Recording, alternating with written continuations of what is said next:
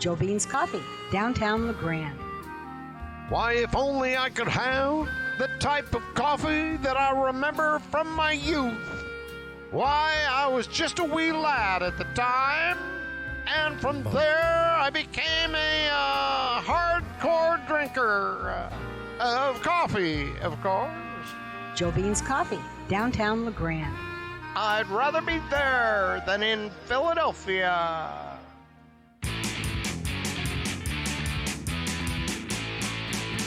Take me out to the ball game. Take me out to the crowd. Buy me some peanuts and Cracker Jacks. I don't care. I ever get back, so let's root for the home team. They don't win, it's a shame. 1, 2, 3 strikes, you're out at the old ball game. The Johnny Ballgame. What's going on? And welcome, Chuckleheads, what we hope is your favorite sports talk radio program, brought to you by Benchwarmers Pub and Grill, heard on Super Talk Radio Monday through Friday, typically from 3 to 6 in the Pacific time zone. We will turn off the mic tonight at 5 p.m., getting you to the pregame program in Boise on the Blue. Big one, not too far from where we are here in our Banner Bank studios in LeGrand. Boise State hosting Air Force tonight, and you'll catch that game right here on Super Talk Radio. So I got you for a full 2 today, not 3. We'll talk Thursday night football. Last night, the snooze fest that it was. Obviously some breaking news. If you play fantasy football, if you follow the NFL, you're probably up to speed on the nugget that just dropped about an hour ago or so. We'll talk about that. We'll preview Week 4 of the college football season, Week 3 of the NFL. I'll do my fantasy football, who to sit, who to start this week. That's quarterbacks, running backs, and wide receivers. We'll do that as well. And my boy Chris Jula for our Brett Jula Memorial College football conversation. We do that every Friday, brought to you by Kurt's RV Service and Repair. That's going to be bumped up today. We'll catch Chris at 4:30 as opposed to 5:30. Like I said, yeah, Boise State, quirky schedule, right? They'll play on Friday, they'll play on Thursday, and we air Boise State football here, so it does interrupt this little show every so often, and it will tonight, but that's a good game. Air Force at Boise State. I know we got Friday night lights locally. We have the Tiger Bowl at Community Stadium, Ontario versus LeGrand. LeGrand, heavy favorites in this game, I'll just say that, but obviously in high school football, you never know.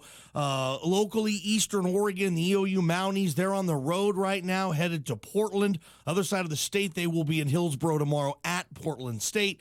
And some local community schools we'll talk about as well for a big football weekend. You got the NFL, you got college, you got high school. Love this time of year in football. You know, tends to dominate this particular program, certainly on a Friday.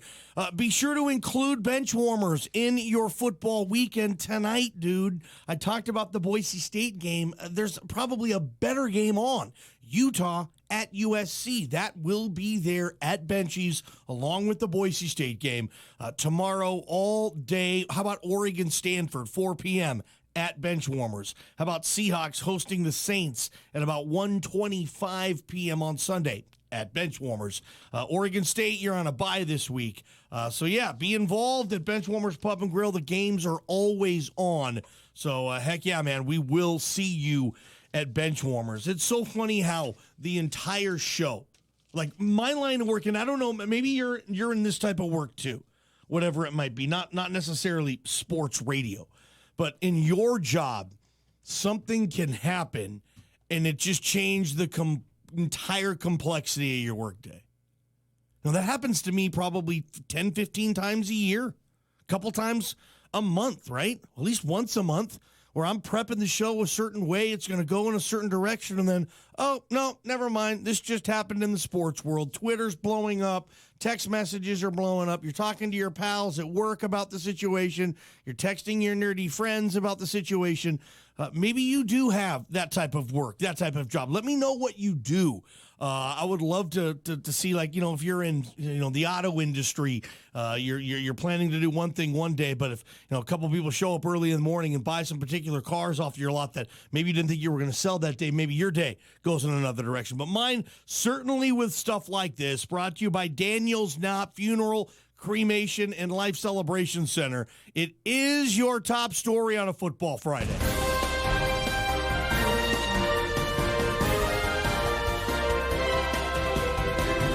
Yeah, just within the last couple hours out of Foxborough, this reported by Mike Reese, ESPN. The New England Patriots have released wide receiver Antonio Brown just less than 2 weeks after signing him. The Patriots released a statement saying, "We appreciate the hard work of many people over the last 11 days, but we feel it is in the best to move in a different direction at this time." Again, that is a statement made from the Patriots. It was short. It was sweet. Antonio Brown's Patriot cameo got him a few targets, got him a few catches, got him in the end zone in Miami. And it's interesting, and AB has tweeted earlier, "Thanks for the opportunity. Appreciate the Patriots." So looks like they're all sides are friends for the time being on this. If you're saying, well, why was AB released? What happened this time? I'll be honest, I think most people in this community are so sick. They are so tired of Antonio Brown stuff. Talk about hijacking a season, right? I mean, we got games coming up all weekend. Big college games, right? Georgia and Notre Dame. Big NFL matchups all stinking Sunday. And we got to spend some time on Friday. Most shows, we're talking about, oh my gosh, Antonio Brown got cut again. He's been accused now of sexually assaulting his former trainer, according to a civil lawsuit that was filed September 10th. A source previously told ESPN that Brown declined to sign a $2 million agreement in a proposed settlement. Taylor met with the NFL, and a source previously told ESPN that there are more interviews and more information being conducted beyond the current thing. And in addition to that lawsuit, Brown faces another allegation of sexual misconduct by a female artist who was working on his Western Pennsylvania home, painting a mural of him. I'm sure that's just so choice.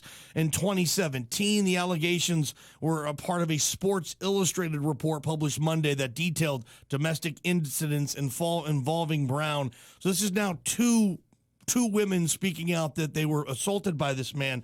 And obviously those are serious stuff, and the Patriots are a serious organization, and that's kind of where I look at it on this. Like, I don't think it could have been a much less accusation for AB to get cut by the Patriots, in my opinion. I think they brought him in on the zero everything tolerance. Like, AB, nothing more, okay?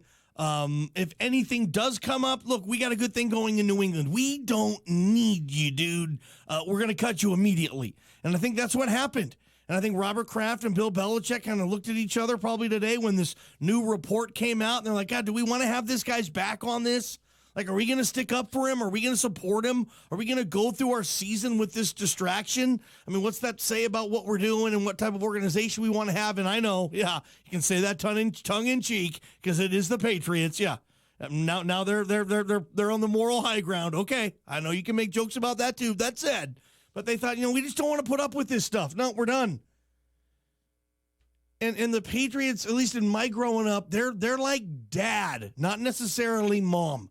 There's certain stuff that you can do that, maybe you can get away with some stuff with mom, but you can't with dad. Dad's coming home. Dad's going to hear about what you did at school today to get detention or to get in trouble for whatever you did. And there is going to be hell to pay when dad finds out about this. It's over. There's no talking about it. There's no trying to negotiate some type of new punishment or some type of grounding plan. No, dude, you don't get to talk about it. It's just over once dad finds out. That's kind of what the Patriots, for me, did today to AB. Just, thanks, get out of here, you're done, we're moving on. It's over. Island City Speed Lube audio clip earlier today. Once this news broke, obviously, as you can imagine, ESPN did everything it could do just to stop its current programming and go straight to this, because that's what ESPN does on stuff like this. But Schefter, ESPN's Adam Schefter, talking about the AB mess. There were people that I don't think were thrilled to have him in the organization to begin with.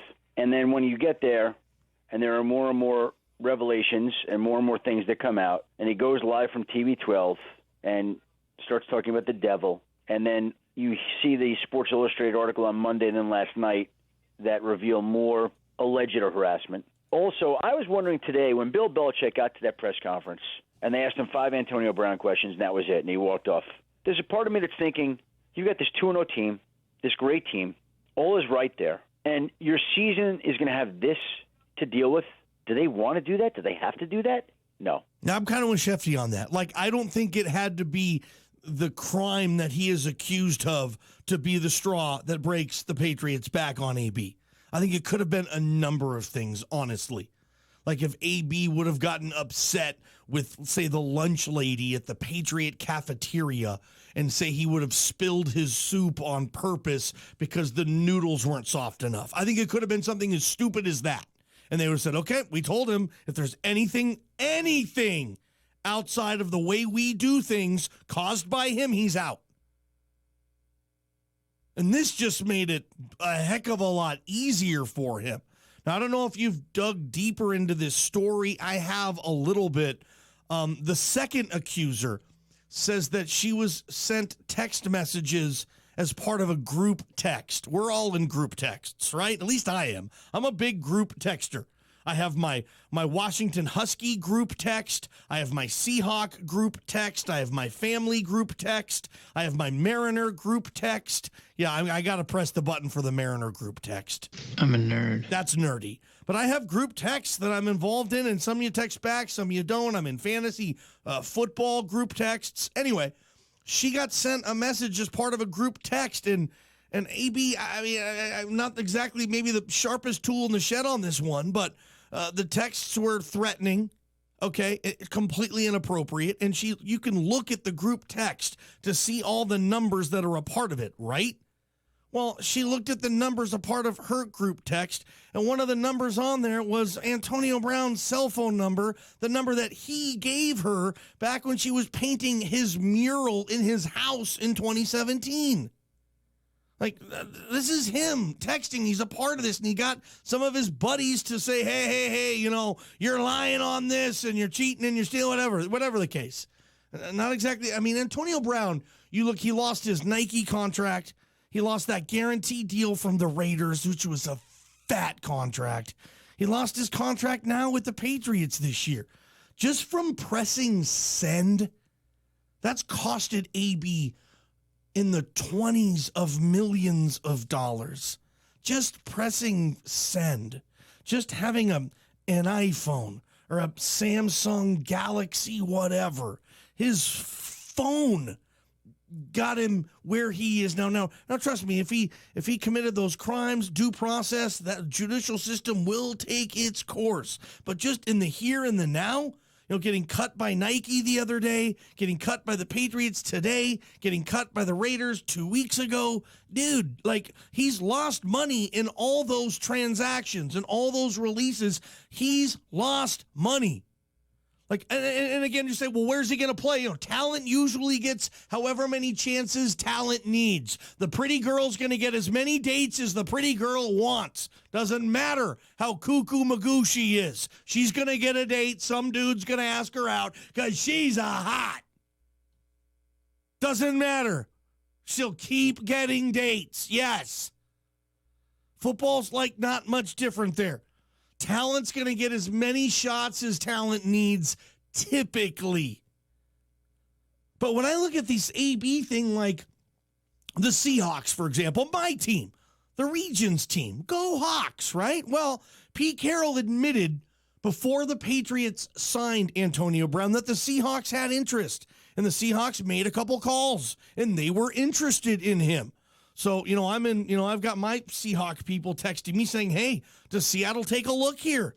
You know, we know where their receiving core is right now in Seattle. They were interested in before. Does Seattle have a culture established by Russell Wilson, Bobby Wagner, KJ Wright, Pete Carroll, that type of thing, that could support Antonio Brown? And I think most Seahawk fans at this point, we're good. I'm sure it could be delicious. I'm sure it also could be a problem, but I'm good. I'm good. I was with, my boy Dodsey last night. Dodsey thinks he can eat spicy food real well, And I'm not saying he can't. Dodsey can eat a lot of stuff real well. We love our Dodsey. But, it'll be at night, at 10 o'clock, Dodsey will be like, I don't want to eat that spicy chicken wing. Not that it won't be good, but you know what? I'll probably wake up in the middle of the night with heartburn. And I don't really want to do that. I can go to bed right now. I can have a glass of water or maybe a piece of string cheese, and I can go to bed and I'm good to go, and I'm going to wake up tomorrow and be fine for work. Yeah, that chicken wing's probably going to be good. Yeah, it's going to be the nice temperature that Dodsey Boyd wants. But does he really want to deal with the heartburn? And that's kind of where Antonio Brown is. He's heartburn. It might taste pretty good. He's eating that wonderful chicken wing past 9 o'clock. It's probably going to come back to hurt you, dude. Probably. And then the next day, probably going to hurt you there, too. It's going to hurt you a couple ways, if you know what I mean. So, who's your team? Here's what I want for our Daniels Knopp top story on a Football Friday. Who's your team? Text me or email me your team, yes or no. You're a Carolina Panthers fan. Text me, Panthers, no. Okay, text me, could you imagine this? Browns, yes. Could you imagine if Cleveland picked this dude up? Wow. The Jets, who need receivers, yes, no. Text me, 541-962-7700. Just text me your team name and yes or no if you want Antonio Brown. Email, Goss Motors Inbox, JohnnyBallGameShow@gmail.com. Text me your team name and yes or no if you'd want Antonio Brown to join your team. I'm guessing most people, honestly, I'm going to be surprised if I get a couple of yeses. Cincinnati Bengals. You always pick up the head case, right? You always draft the dude with the rap sheet, huh? Bengals. You want to mix AB with A.J. Green and John Ross and Tyler Boyd with this offense? Would it help you? Is it worth the heartburn? So I already got a couple coming in. You guys are all over this one. I love you. Ballgame Show, Benchwarmers Pub and Grill. Daniels Knopp Funeral, Cremation, and Life Celebration Center on 7th Street in LeGrand, the lovely Lowell and Carroll. It's difficult when you lose a loved one and you are saddled with the arrangements, whether it's a cremation, whether it's a life celebration. Call Daniels Knopp. Call Lowell and Carroll, making a difficult phone call a little less difficult.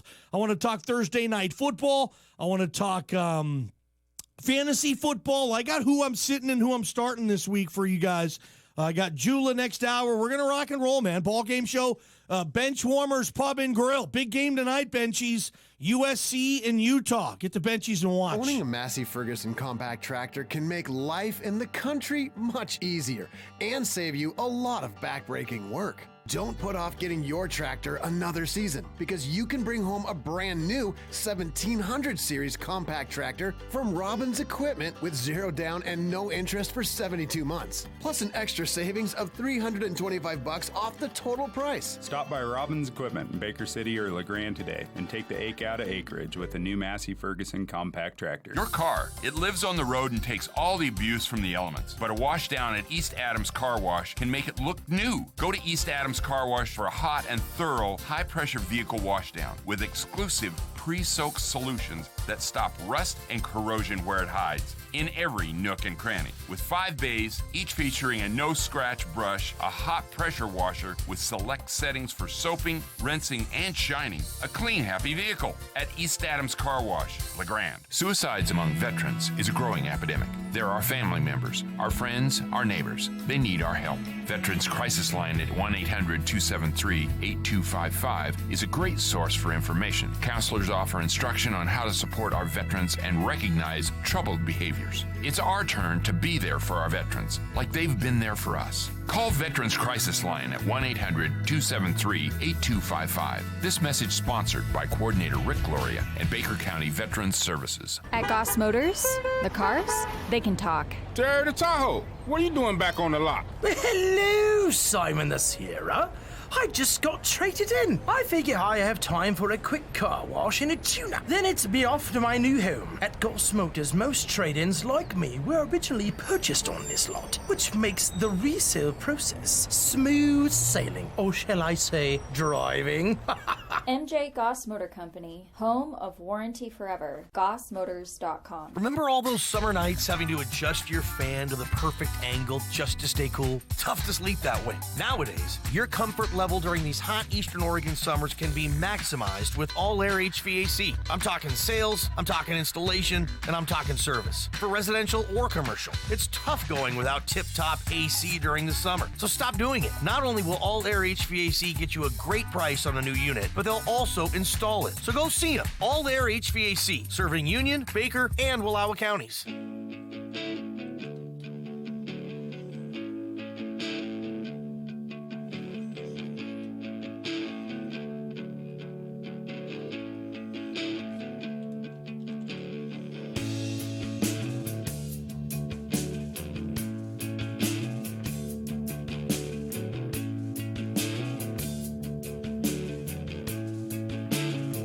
Appreciate everybody on this Football Friday edition of what we hope is your favorite sports talk radio program, the Johnny Ballgame Show. There will be a time, whether it's for your home or your business, that you're going to need new doors and or new windows. That's when Knee-High Enterprises comes into play. Greg Pointer, his staff, a long time. They've been working out of Baker City, serving the entire Grand Ronde Valley. You'll see their vans all over the place, new doors, new windows. For your home or your business there at Knee-High Enterprises in Baker City. I've been told many times, my parents, friends, siblings, relatives, girlfriends, buddies, that, John, Ballgame, you're a late bloomer. I was a late bloomer in life, like in a number of different instances. First off, just physically, I was always one of the older guys in my grade, but I was always still one of the smallest and skinniest and most underdeveloped.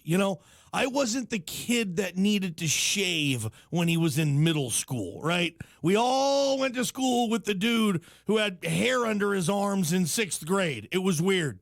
Those guys are all bald now. Did you notice that? All the dudes who had to shave in 8th or 9th grade, lost their hair in their mid-20s. Anyway, I still got a full head. Loving it. Not that it matters. I think being bald's cool too. But yeah, I was always a late bloomer.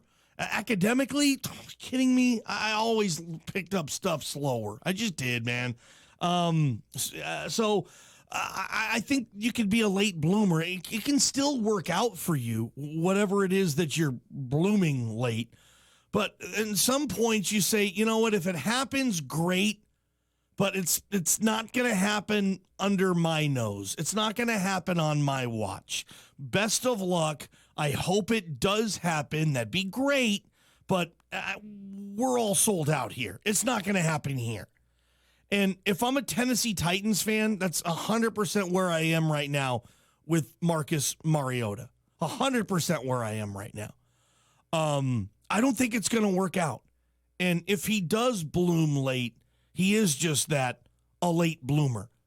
And his numbers aren't even all that bad this year. He hasn't thrown an interception.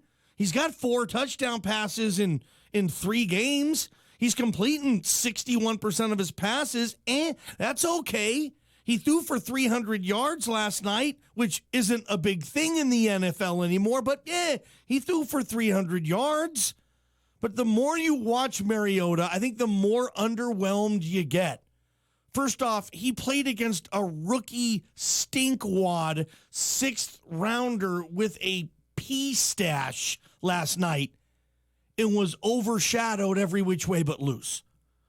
Like, if the Titans called the Jaguars and said, hey, we'll give you Mariota for Gardner Minshew, Jacksonville probably says no. Right?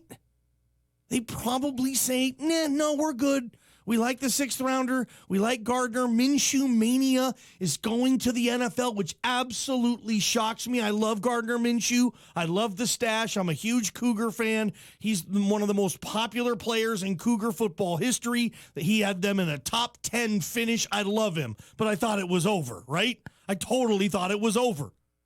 This is prime time now.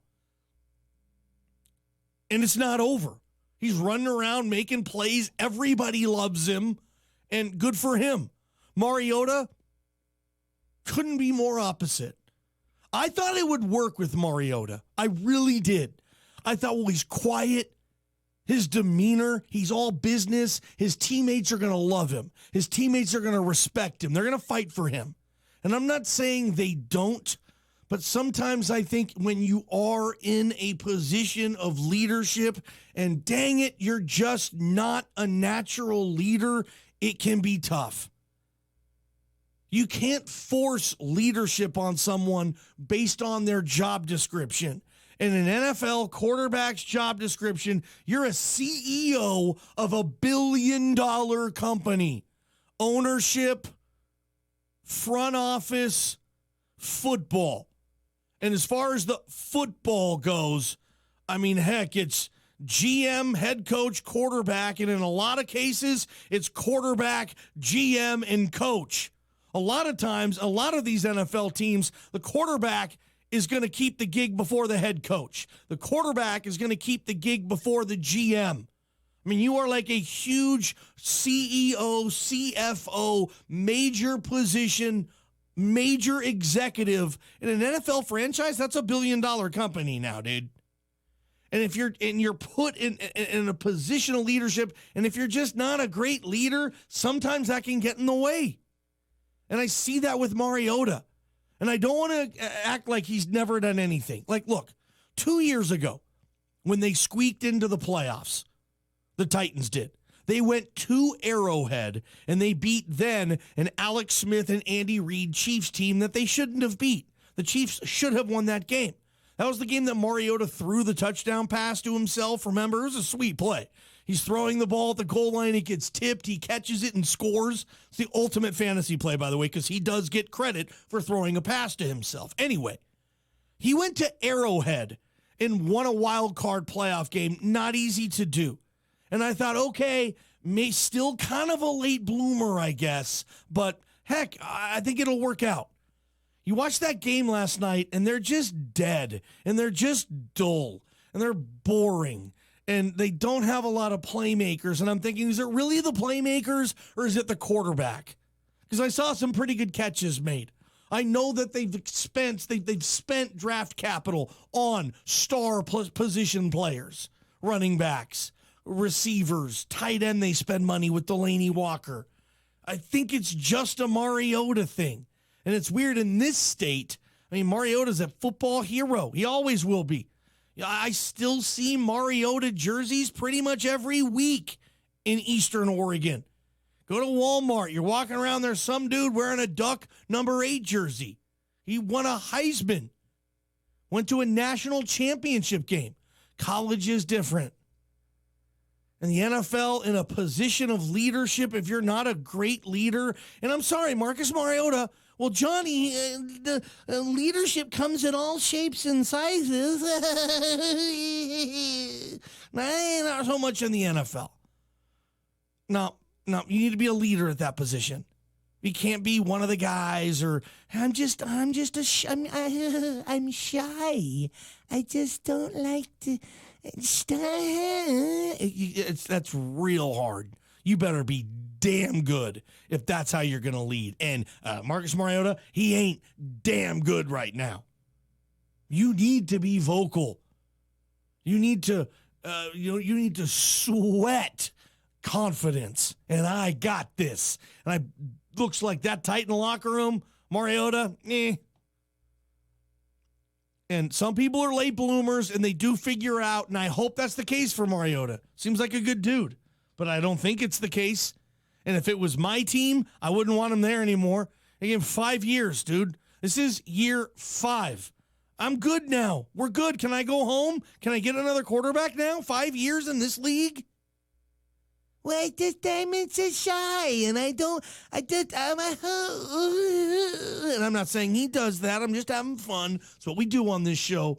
But I think most people tuned in realize the fact that, yeah, if you're an NFL quarterback, the job description's requiring, you want on your resume, impeccable leadership skills. Marcus Mariota doesn't have those.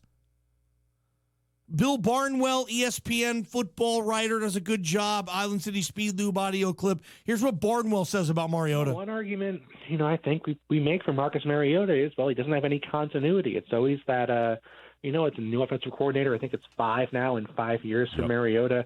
But this is a guy who was already on staff. I mean, the whole point of staying in-house was to not change things with his offensive coordinator and with this scheme. And, whether it's Taylor Lewan being out, whether it was the weather, or whether it's just Marcus Mariota. I mean, at some point, if it's through 5 coordinators in 5 years and different personnel and guys coming in and coming out, at some point it's you, and at this point, I don't think Marcus Mariota is going to be this bad every single week, but I think this is just who Marcus Mariota is in terms of his NFL career. And it's funny because, how bad he was, right?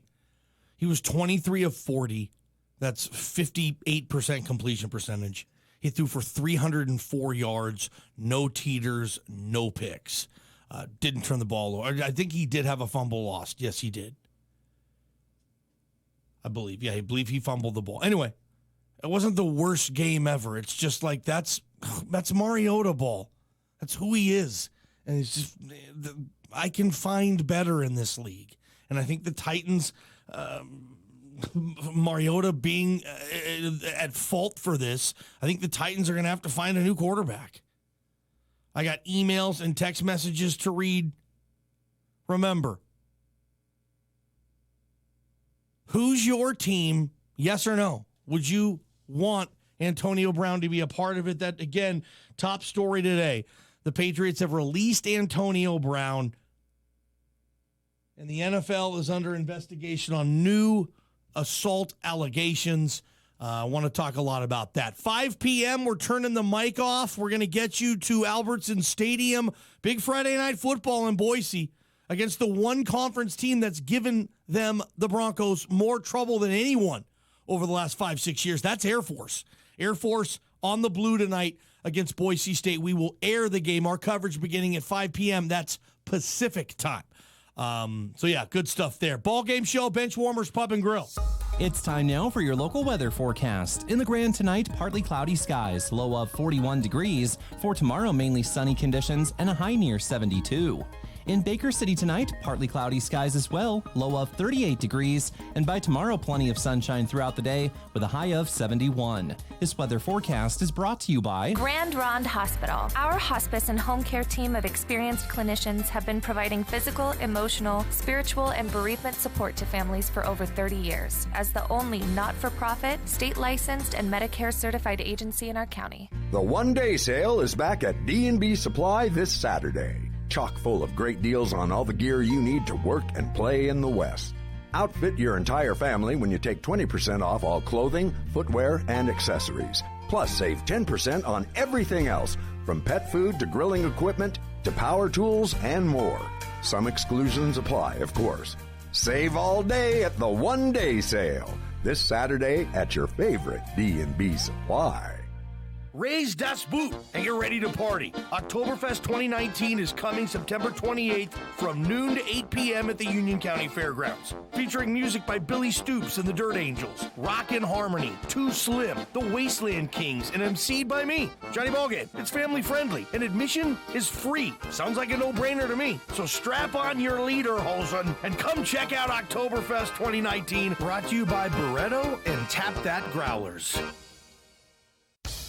Tune into the Northwest's favorite local home improvement talk radio show, Around the House with me, Eric G., every Saturday at 12:30 on Super Talk Radio. From do-it-yourself projects, interior design, to questions on major remodeling, my expert advice will get you headed in the right direction. Eastern Oregon, it's time for the perfect temperature in the home or office. Call in the experts in air comfort and quality, Baker County Heating and Cooling, for a free quote today, 541-523-3046. It's time now for a community calendar update. The LeGrand Farmers Market takes place every Saturday morning from 9 a.m. until noon at Mack Square in downtown LeGrand, and every Tuesday afternoon from 3:30 to 6. Enjoy fresh local produce, baked goods, arts, crafts, live demonstrations, music, and more. For a schedule of upcoming events, visit legrandfarmersmarket.org. Grand Ronde Radio Amateurs Association is inviting everyone to attend their monthly business meeting every fourth Tuesday of the month. The meeting is held at the LeGrand Fire Station classroom starting at 6 p.m. If you have ever been interested in ham radio or are curious about it, this is a great meeting to attend to ask questions about the hobby and the service. For more information, contact Tyson at 541-910-2784 or visit w7gra.org. This community calendar update is brought to you by LeGrand Gold and Silver, family-owned and managed, and your trusted local experts for fine jewelry and precious metals. Shop LeGrand Gold and Silver's full line of quality jewelry, gifts, and coins. Yeah, the wheel is broke, then why do I turn it? If it don't mean nothing, why do I learn it? Town is quiet and I'm gonna burn it. Still got damage to do.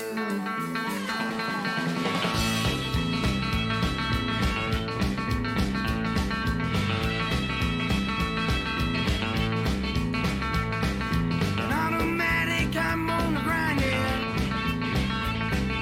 Gone for good and I'm on the grind, yeah. River and me, baby, don't try to bind it. Still got running. Welcome back. Sports Talk Radio, the Johnny Ballgame Show on this Football Friday edition. Like I said earlier, EOU in Portland this weekend, taking on Portland State. The Seahawks home with the Saints coming to town.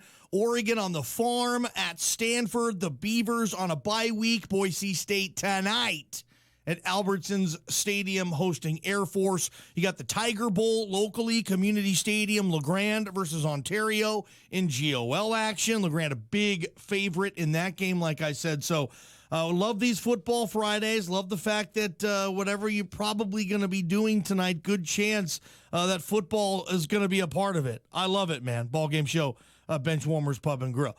All right, what do we have here? Would ya? Okay, would you? Can I just say that? Would you? Would you take Antonio Brown on your team? Would you? I got to go to a Bengal fan. And Bengal fans, I love you, man. Bengal fans at least own who they are. Bengal fan doesn't have a false sense of identity. Bengal fan knows kind of the culture that the Bengals have built. And, they just, it's who they are. But I got a text message saying, Bengal Nation, yes, we would take him. We are a home for criminals. Bengal fan at least knows it, right? I mean, could you imagine if the Bengals are the team that signs AB and they get a hell of a deal on him, too? Like, what? Bengal fan would love this. The abundance of receivers they would have there. It actually, it kind of would make sense. That receiving core would be sick if AB's picked up. But yeah, Bengal fans like, yeah, no, we'll take him. Now, here's the best thing about it. The first text I received on this question was from a Bengal fan. Like, yeah, no, are you kidding me? Like, that's a rhetorical question to a Bengal fan. Yeah, we'll take him. No problem. That's what we do. Johnny, you want to talk about leadership. How about Gardner Minshew? He had the Russell Wilson press template down pat last night. Russell Wilson talking to the press, always says the right things. Gardner Minshew, I hope he keeps this thing going in Jacksonville. Man, here's a guy who, an adult film industry? What was it? Some pornographic company or something wanted to sign Gardner Minshew to an endorsement because of his mustache, the Ron Jeremy type of mustache. It's crazy. Anyway, Gardner Minshew mania. Jacksonville is slurping that up right now. Good for them. Throw the Jags a bone, man. Give them something to be excited about. Awesome. A couple more, okay? Jets fan, yes. This is, who is your favorite team, and would you take Antonio Brown? I got a bunch in here on this. Chiefs fan, no. Texans fan, yes. Bills fan, yes. I have 3 Seahawk ones, and they all say no. The 12s, at least tuning into this show, that have texted and emailed, said no. And this is the best one. It says, Johnny, Raiders fan, are you kidding me? So, no, I take that. That's a no as well. And nothing from, what if he went back to the Steelers? How crazy would that be? It won't happen. Would not happen. But if you're looking at teams that are saying, hey, we're a receiver away, where are the Chicago Bears right now? Me? I mean, the San Francisco 49ers are awfully young at that position. Receiver. Carolina. Bruce Arians, he knew AB back from his time at Pittsburgh. Would he want to bring Antonio Brown to Tampa Bay? I mean, there's a few teams out there. Washington. McLaurin and McLovin is their best receiver, or whatever his name is. So who knows? I mean, would the Jones family consider this? Can you imagine AB taking his baggage to Big D and being a Cowboy? Oh, that'd be crazy, man. The only other team that would be crazier, you could say, maybe than the Cowboys would be the Browns. I mean, if the Browns signed AB, that would be the craziest thing ever. And I mean, I don't think it would work. Brown and Beckham together with Landry, that's fire and ice, dude. I just don't think that would mix. But there are teams, yeah, and there's fan bases that would take him for sure. Yeah, I totally understand. And Bengal fan, you guys cracked me up. Heck yeah, they'll take him. It's Bengal Nation, yeah, of course. These are the type of guys we get. Another one. Here's a weird, out of the ordinary. We typically do buy or sell on Monday. But I got a good buy or sell here. Johnny, buy or sell. Gardner Minshew outplayed Justin Herbert when they played in Pullman last year. I'll buy that, sure. The Cougars have beaten the Ducks 3 straight years. Gardner Minshew clearly outplayed Marcus Mariota last night. And Mariota was a Heisman-winning quarterback at Oregon. I thought that was kind of part of that whole thing last night, which kind of added to just the stench around Marcus Mariota. Like, dude, he's not even the best quarterback in this game. No, it's this rookie headband-wearing, porn stash having 6th round junior college yahoo named Gardner. Yeah, he looks better. And then the whole stand, they're selling fake mustaches. And you have veterans, Hall of Fame caliber guys like Calais Campbell, Jaguar defensive tackle at the end of the game in his press conference, putting on a fake mustache, laughing about this new rookie dill hole who's 6th rounder winning games for him. I know, dude. Minshew mania in Jacksonville. Like, I don't know, people just dig that dude. Women must love him. I'm just saying. Like, if there's a nightlife scene in Jacksonville tonight, and that team played last night, If I'm Gardner Minshew, I'm going out on the town tonight in Jacksonville. Did you hear the story? Legend has it that when Gardner Minshew left home for college, that he sat his dad down and said, "Dad, you are now the man of the house." Oh my God, Becky. I honestly read that today. He's just a funny dude like that. And his dad remembered it. Yeah, he told me he knows the man of the house now when he went to college. Good stuff. More stuff coming in. Cowboy fan, no. Again, you just tell me the team you root for, and yes or no, would you want Antonio Brown on your squad this year? You know, surprisingly, we've had some yeses. You know, Jets fans said yes. Bills fans said yes. You know, I mean, Bengal fan obviously said yes. That's a no-brainer for a Bengal fan. I mean, he'll have a captain's patch on his jersey on Sunday if the Bengals pick him up tonight. He'll be team captain. I'll love it. Anyway.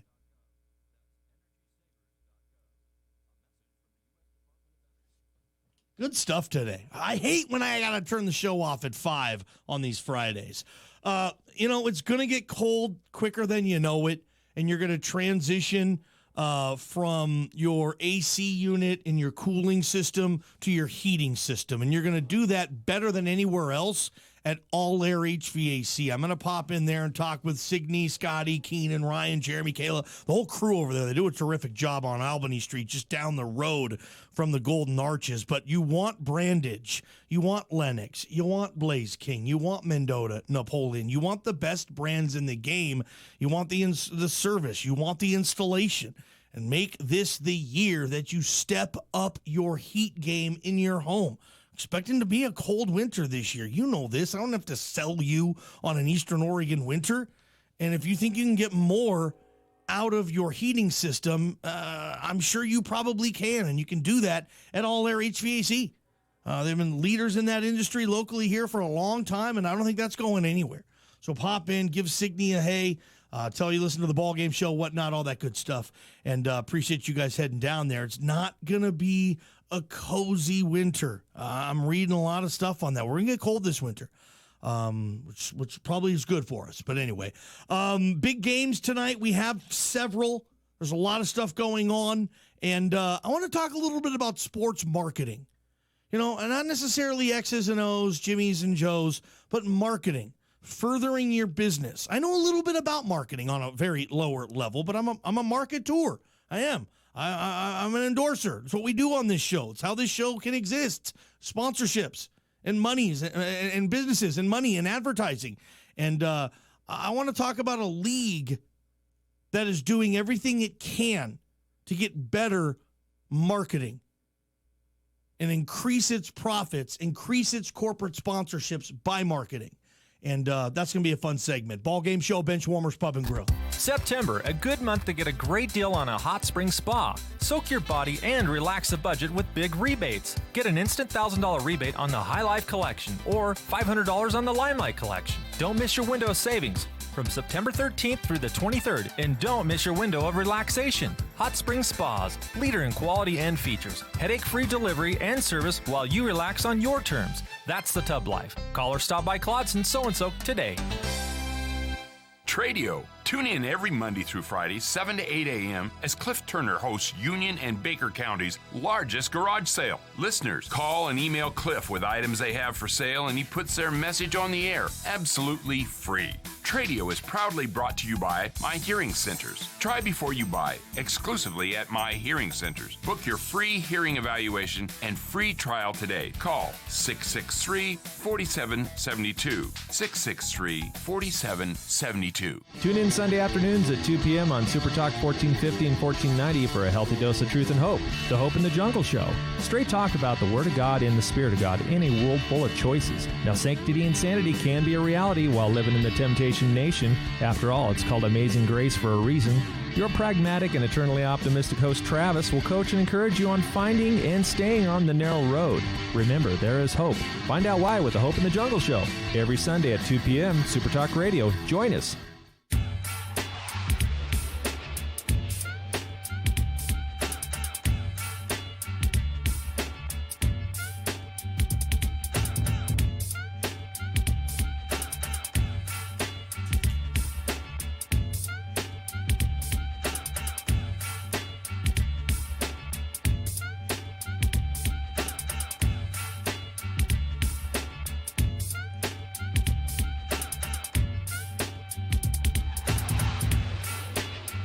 All right, welcome back. Football Friday edition, Ballgame Show, Benchwarmers Pub and Grill. Yeah, I always love reading these texts on the Northwest Furniture and Mattress text line. Johnny, this is from AO, by the way. AO says, Johnny, the pornography company wanted to sign Jaguar quarterback Gardner Minshew to do workouts in just his jockstrap like he does in the locker room already. Johnny, the mustache is just a bonus. They offered him $1 million to teach a weekly fitness class and be a brand ambassador, I'm being told. And AO, there's nobody that I know that knows the pornography industry as well as AO. He's been an expert since he's been about, I think, 13 or 14 in that regard. Ayo! Games tonight. I mean, how do you not like Utah USC? And again, I got bones to pick with Pac-12 Commissioner Larry Scott. I always do on this because, you know, for me, this is something that the Mountain West would do. And the Mountain West is doing it. Boise State is playing tonight against Air Force. That's like a marquee Mountain West matchup. Boise State at Air Force. And of course, if you're the Mountain West, yeah, let's play this game on Friday night. That'll give us the most exposure. No one's going to give a rip about us on Saturday because there's Georgia, Notre Dame going on. There's Michigan, Wisconsin. Look at all these great games, Johnny. Let's get that Boise State Air Force game on Friday. Makes sense. But for me, Pac-12, you're not the Mountain West. I maybe you are because you're acting like it, though. You know, USC should not be playing on Friday night because the conference needs a little pick-me-up. Gosh, it's lame, and it's bad business. You know, I would have loved if Pete Carroll was still at USC, this game is not on a Friday. I can promise you that. Dude, this is probably a pseudo Pac-12 South Division championship. I think one of these two teams wins the South Division. Okay? It's a big game. It's the biggest game in the South Division this year in the Pac-12 Conference. And you're playing it on a Friday. Now, Friday night it's not like Monday Night Football, where Monday night now is just like associated with football. Okay? NFL football. Friday night isn't associated with college football. I mean, you are slimming down your market big time. Because people it's like a big billboard. Billboards and advertising work for some stuff, but for most stuff, you can look up the statistics. They don't work all that well. Problem is because a billboard can't really tell a story. And most of the time, you look at the billboard for less than a second. I mean, have you ever written down a number or a website that you saw on a billboard? Hell no. You're in your car, dude. You're talking on the phone. Hopefully you're not texting. You're on your radio or your device. Your kids are yelling and screaming in the back. You got a passenger sitting shotgun. You're not spending all this time looking at this billboard. I mean, look, you can, if you drive by and you got a billboard of a cheesy, meaty, greasy, juicy hamburger, And I can look at it and be like, ooh, that does look good. I want a burger. I'm going to have a burger for dinner tonight. Boom. That is an effective billboard. A soda pop. Ooh, Pepsi. Oh, look at that. Yeah, okay. Yeah, it reminds me when I get to the store, I got to get some soda. The billboard worked right there. You know, it does, it gets the job, but it can't tell a story. You know, you can't tell a story with it, and you can with other forms of advertising. You know, sorry for getting off on this little tangent though, but that's what I relate that to. I mean, it's quick, and if you have the right type of product, great, throw it on a billboard. But if you have a story to tell, dude, you can't. You need to figure out a way to tell the story. But here's like what I will say, like versus say billboard versus radio. Yeah, a billboard, you're going to say, well, Johnny, 7,000 people are going to drive past that billboard every day. 7,000. Okay. And they're going to spend, statistics will say, less than 2 seconds on it. So 7,000 people are going to drive by it, but they're going to spend less than 2 seconds on it. And most of the time there's other stuff going on too. And if you're trying to get people to look for a number or an address or tell a story, you can't do it in 2 seconds. I cannot tell a story in a second. Same thing like with newspaper print. You know, statistics will say you're going to open up the paper. That's great. And if you look at an ad, you're going to look at it for a couple of seconds. When you change that page, statistics will say you're not going back. You're not going to open that newspaper again after you've read it, right? That paper's just done. And it's going to go next to your fireplace, and next time you touch that paper, you're going to be burning it. And newspaper print ads are the same as a billboard. It's just a billboard on a piece of paper. Just, hey, look at us. If it's a gorgeous girl, oh, hey, all right, you got my attention now. If it's a vacuum, yeah, you don't. Telling a story is what it's about. And I'd rather tell a story to 400 people. You give me 30 seconds to talk to 400 people. I'd rather do that than talk to 4,000 people for less than a second. And you can relate a lot of that stuff with sports. Big games tonight, and I relate that with the Pac-12 with what Larry Scott is doing. But I'm going to say it, Utah at USC, your big game on a Friday night. Banner Bank Studio airs your favorite news and sports talk only on Super Talk Radio, KLBM La Grande and KBKR Baker City. Special report, U.S. troops to Saudi Arabia. In response to what the U.S. called an escalation of violence by Iran with last weekend's suspected strike on Saudi oil installations, Defense Secretary Mark Esper says Saudi Arabia and the United Arab Emirates requested international support to prevent further escalation, protecting critical infrastructure. In response to the Kingdom's request, the President has approved the deployment of U.S. forces, which will be defensive in nature and primarily focused on air and missile defense. We will also work to accelerate the delivery of military equipment to the Kingdom of Saudi Arabia and the UAE to enhance their ability to defend themselves. And Esper says the action will show that the U.S. supports its partners in the region to ensure the flow of resources needed to support the global economy, as well as to demonstrate the U.S. commitment to uphold the international rules-based order long called on Iran to obey. I'm Barbara Cusack. President Trump urged the new leader of Ukraine to investigate the son of former Vice President Joe Biden. That is the heart of a whistleblower complaint that's created a showdown between Congress and the White House. Correspondent Sarah Murray says people close to Trump want an investigation into Joe Biden's push to out a Ukrainian prosecutor. His son, Hunter Biden, was serving on the board of Burisma Holdings, a Ukrainian natural gas company. Trump's allies claim Biden wanted that Ukrainian prosecutor out because his son's company, Burisma, was under investigation.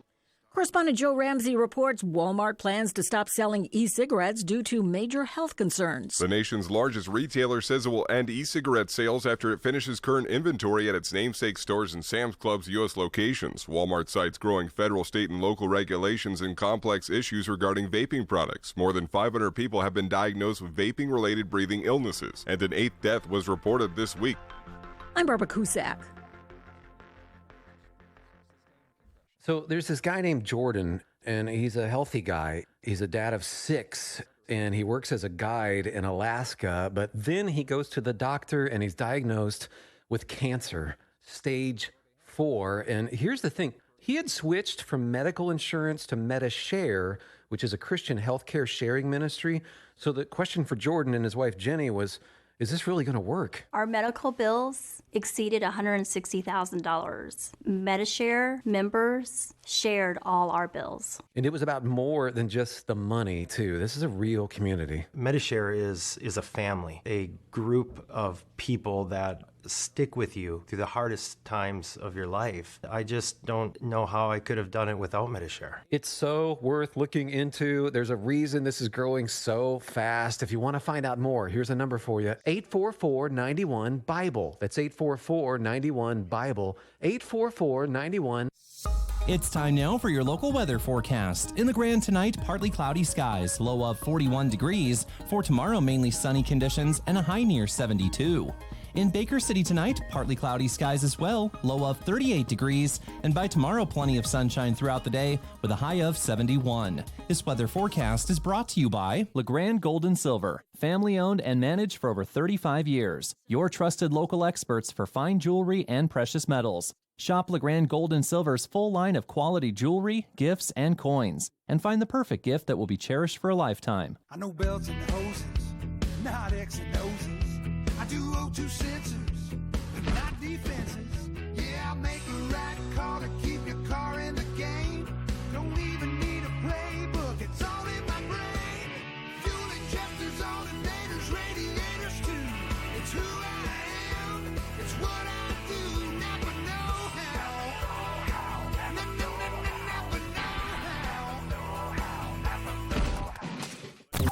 Hey folks, Dave Ramsey here. Listen to the Dave Ramsey Show on your local news talk station, KLBM and KBKR, 1450 and 1490 AM. The Dave Ramsey Show on Super Talk Radio is brought to you by Catherine Bailey of Edward Jones in Baker City. Your retirement deserves the attention of a personalized financial strategy backed by the advice, tools, and resources of Edward Jones. Contact Catherine Bailey at Edward Jones, Making Sense of Investing, member SIPC.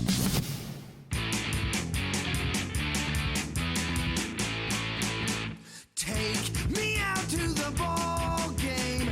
Take me out to the crowd. Buy me some peanuts and Cracker Jacks. I don't care. I ever get back, so let's root for the home team. They don't win, it's a shame. 1, 2, 3 strikes, you're out at the old ball game. The Johnny Ballgame. Hour number 2 of 2 today before we get you to Albertsons Stadium on Super Talk Radio, your home for Boise State Broncos football. And tonight, Boise State taking on Air Force. Pre-game starts at 5 p.m. I'm broadcasting this program today from the Banner Bank studio. Brought to you by Benchwarmers Pub and Grill. Excited to have you with us. We'll do fantasy football talk this hour. I'm going to tell you, hey, who should you sit this week? Who should you start this week? And again, these are like flex plays. These are like 2 quarterback leagues, those type of plays. I would never in a million years tell you to sit Odell Beckham Jr. because you don't like the matchup. Well, there's a good corner over there. No, start your best players, okay? So that's silly. But anyway, I do have some that you sit and you start, and certainly not. I just don't know. Should I sit Saquon? Daniel Jones is a rookie. No. Anyway, so that's what we'll talk about. To clarify where I was before I took that last break. USC Utah. It's a billboard game. It's a billboard. We're playing it on Friday night. Oh, Friday night. Oh yeah, you hear? Yeah, USC Utah. Probably the 2 best teams in the Pac-12 South played on a Friday night. Oh, great. Yeah, Friday night. Great. Well, are we going to watch it? Well, honey, no. We're going to the high school game. Honey, no, we're going out to dinner. It's Friday. No. We watch football, college football on Saturdays. No, we're busy on Friday. We have other stuff. And whether it's a high school game, a high school volleyball match, whatever the case is. No, we're not staying home on a Friday watching football. People go out on Friday night typically. It's a billboard. You pay 2 seconds. You pay attention to it for 2 seconds, and then you leave. And that's what Larry Scott tries to do, the commissioner of the Pac-12, and it doesn't work. Typically, why do you see all these different billboards? You know why? They don't work very effectively depending on the product, okay? And I've studied this. Trust me, dude. I mean, again, if you're going to put a hamburger on a billboard, that's so choice. A soda pop, a beer on a billboard, do it. I'm going to look at it for a second, and I'm going to see that foam in the beer and the ice cold beer. I'm going to, I want a beer. Gotcha. Okay, cool. But, I mean, if you're going to tell me, like, what's in the beer and where the brewery's from and what type of brew is it, and what, you don't put that on a billboard. No, you got to tell a story with that. Put that out on the Johnny Ballgame show. Let Johnny tell you, hey, here's what goes into that beer. That's where the Pac-12 is right now. It's billboard advertising.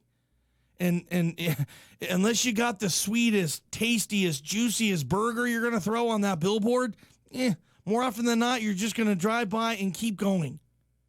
Most cases, I do this with a lot of people. Like, if your place of business, is there a billboard right outside where you work? A lot of times I'll quiz people on it. I'm like, hey, there's a billboard outside your business. What is it? And more than half the people are like, they don't know. You drive by it every day. Yeah, I know. Isn't it? Is it? No, that was a while ago. No, they've changed it now. Anyway, and that's what the Pac-12 does. And unless you have a killer product, it's tough to make that thing flow. And they're playing Utah and USC on a Friday night. It's going to be tough to make that flow. I mean, I talked to a couple people about this tonight. Oh, yeah, there's that Utah USC game on tonight. They're like, oh, dude, well, I'm going to the high school game, Johnny. You know, I'm going out to Union. I want to see that Elgin Husky team play.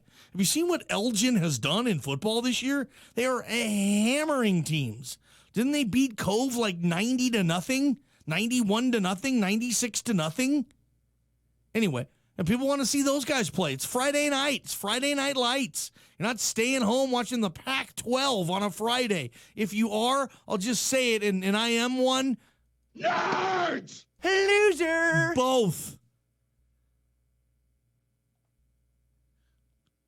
Anyway, but yeah, that's how it is.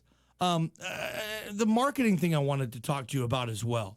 I read an article, the XFL, okay? And we're still a ways away from the XFL, okay?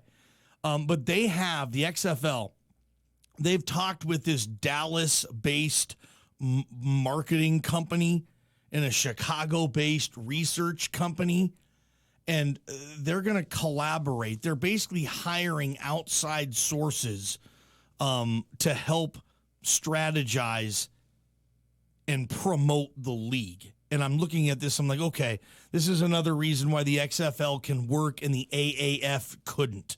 Like, these dudes are smart. Like, these dudes know what they're doing, and at least even better off, they know what they know and they know what they don't know. And they're saying, okay, well, we're not marketing experts. We're not corporate sponsorship experts. And if this league's going to survive, we need to make our marketing dollars work, and we need to attract businesses to come to us so we can market for them. It's a two-way street, right? Two-way street in that. And when you look at what the XFL's doing, and I'm with it 100%, they're saying, okay, and if I was to advise them, I'd say the first couple of years, just sell everything. You know, I mean, be the minor league baseball team, because that's what you are. You're minor league football. So in the end zone, have the fast food or telecommunications or beer logos. At midfield, have the insurance company logo. I'm telling you, sell a lot. Do what you can, and then put that money, all that money you get in sponsorship dollars, put that back into the players and pay your players more.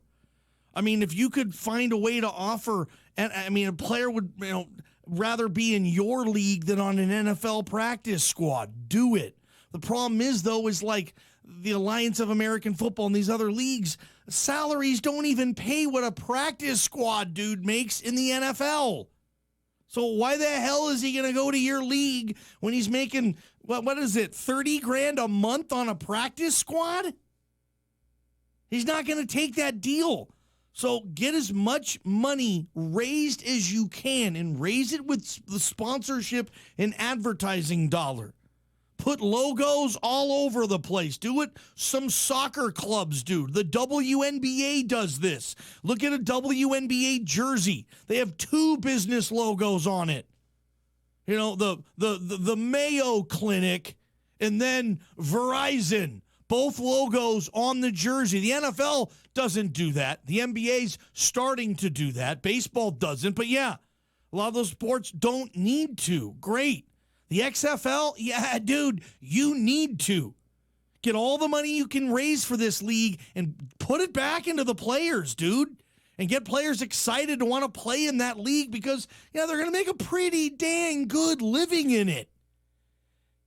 Anyway, I read that article today. I said, okay, that's smart, XFL. That's something that the Alliance of American Football did not do. Forget XFL. Let's move on. I want to talk to what's really important in life, okay?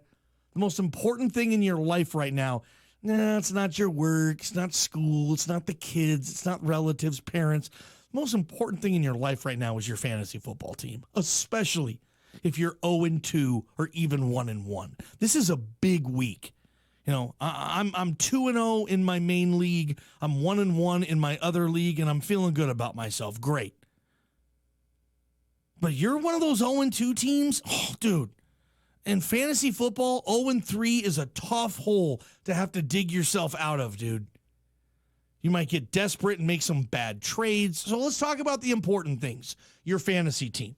Who you going to sit this week? Who you going to start this week? That's where we're going to go after I remind you that MJ Goss Motors is the home for warranty forever. You can find all the info at gossmotors.com. This is a mega blitz. It's kicking butt down there since 1922. Goss Motors has been a leader in this region. Chevy, Buick, GMC, full service department. They do it all at MJ Goss Motors. And now, yeah, heck yeah, warranty forever. Go to gossmotors.com. Sit 'em, start 'em. You're not going to want to miss this one. Johnny Ballgame here. Big news at MJ Goss Motors here for the press conference. Mr. McCandy. Yeah, Ballgame. Go for it. Is it true that MJ Goss Motors is giving its customers a lifetime powertrain warranty? On all qualified vehicles, yes. If I buy a vehicle, I have that powertrain warranty for as long as I own the rig? Yes, for anyone. What if I bought a used Ford? Absolutely. Covered. Ballgame. Any qualified vehicle. Thank you. No further questions. When you list your property with Ranch and Home Realty in LeGrand, you're listing with the most trusted name in real estate, and you're listing with the most experienced agency. They have over 60 years of experience successfully listing and selling local properties. Phil, Carolyn, and John aggressively market your property through the mega listing sites, social media, and key local real estate mediums. With that kind of experience, it's no wonder Ranch and Home Realty is your most trusted realty group.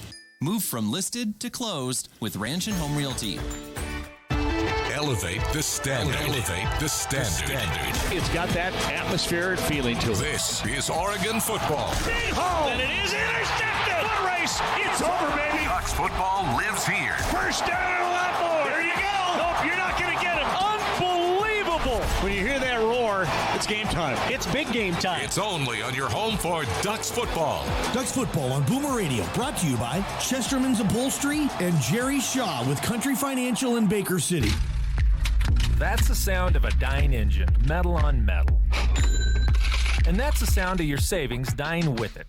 Keep your money and your ride alive with industry-leading AMSOIL. I'm a believer in AMSOIL lubricants, engineered friction-reducing synthetics. For fuel efficiency and extreme performance, regular oil just can't touch it. No matter what you drive, operate, or ride, where there's metal on metal, you want AMSOIL. For performance and protection, get AMSOIL today at Island City Market in Delhi. A message from Veteran Service Officer Rick Gloria. If you are a Blue Water Navy veteran that served on a vessel no more than 12 nautical miles from the coast of Vietnam, VA.com between August 5th, 1964 and May 7th, 1975. You can now file for VA disability if you have a medical diagnosis of a condition that is presumptive of Agent Orange. If you filed for VA disability in the past but were denied, you need to contact your local Veteran Service Officer for more information on how to begin the process of filing for your VA benefits for exposure to Agent Orange.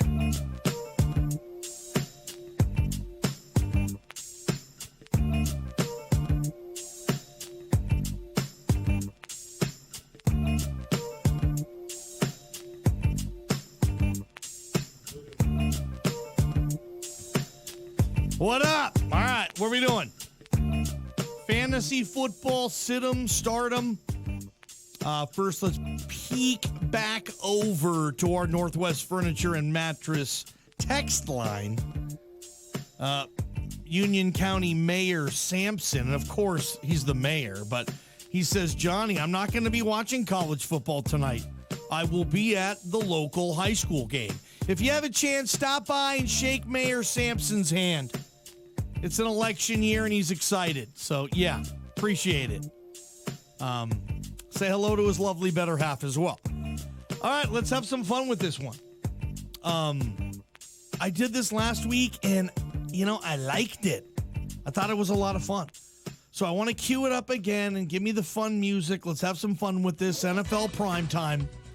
Fantasy football. I know most of you listening play in some type of fantasy or gambling league.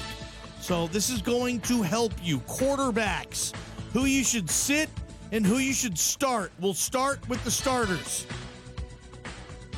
Jimmy Garoppolo versus Pittsburgh looks like a good play this week. Now, if you're in a 10-team league, one quarterback league, Jimmy Garoppolo is probably not going to get the start in all that many of your leagues, right? They had 570 yards of offense last week.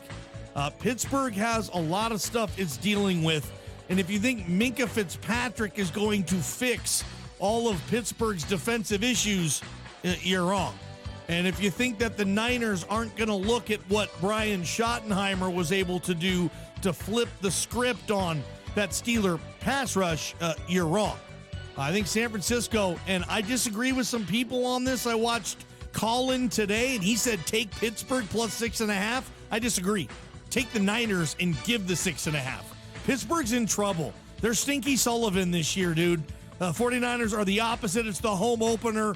I think Jimmy G's going to have 2-3 touchdowns, 300-plus yards, and a very effective game. You can start Jimmy Garoppolo this week. Next, if you're ever going to, and this is a two quarterback league, okay? But the New York Giants have been giving up fantasy points to quarterbacks, dude. Josh Allen got him, right? Dak Prescott got him, right? And going into the year, Josh Allen and Dak Prescott weren't known as like, hey, must-start players. Maybe Dak is now, sure. But I think you can start, if you're ever going to start Jameis Winston, it's this week.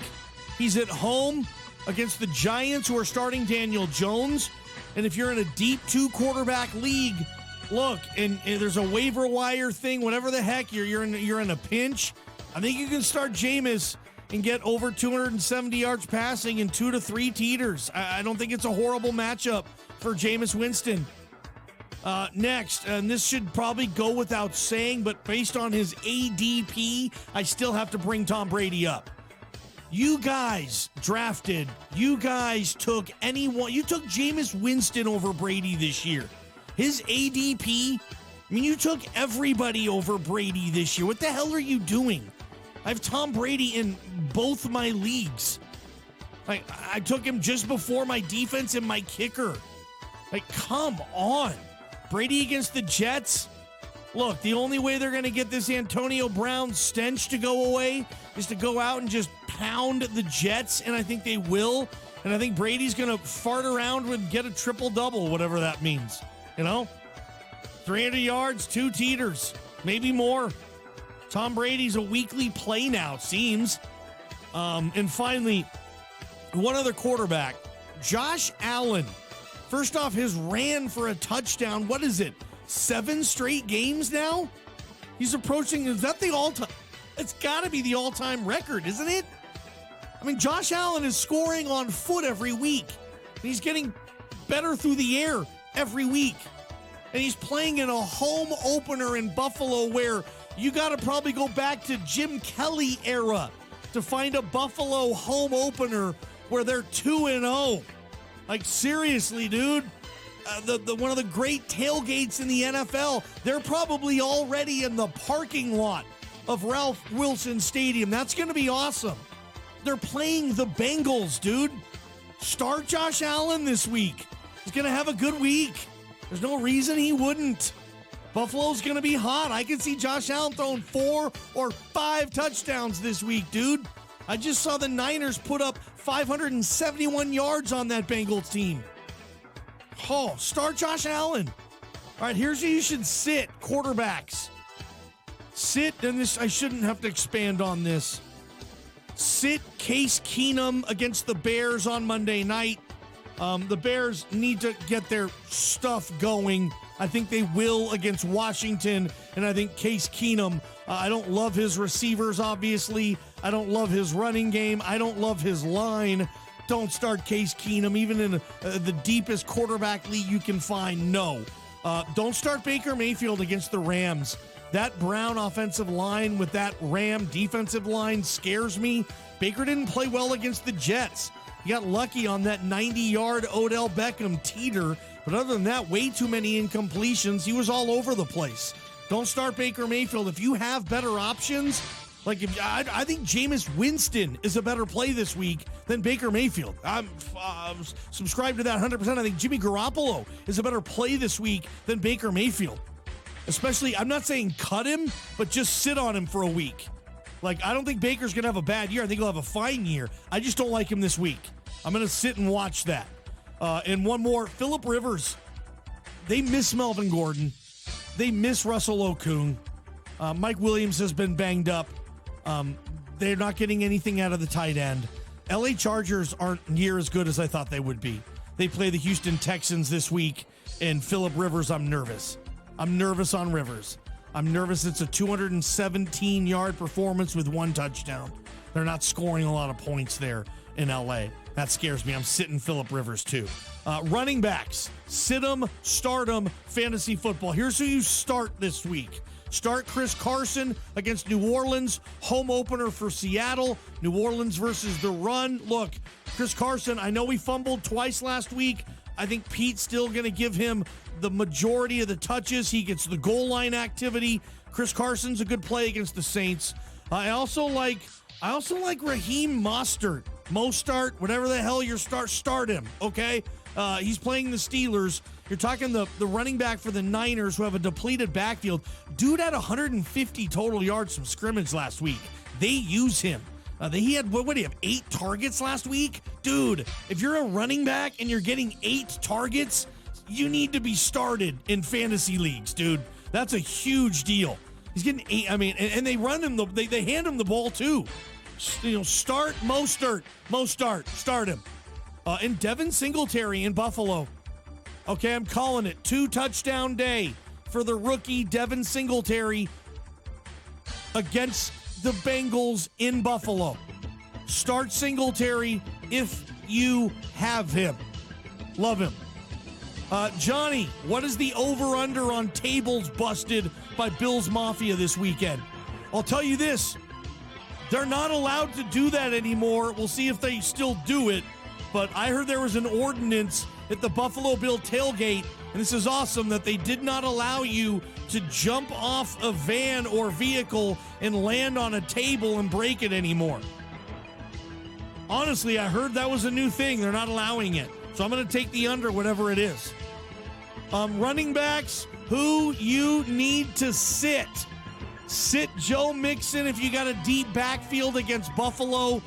Look, here's the deal. If you're 0-2, and part of the reason you're 0-2 is because Mixon has screwed you over 2 straight weeks, it's tough to put yourself in that hole.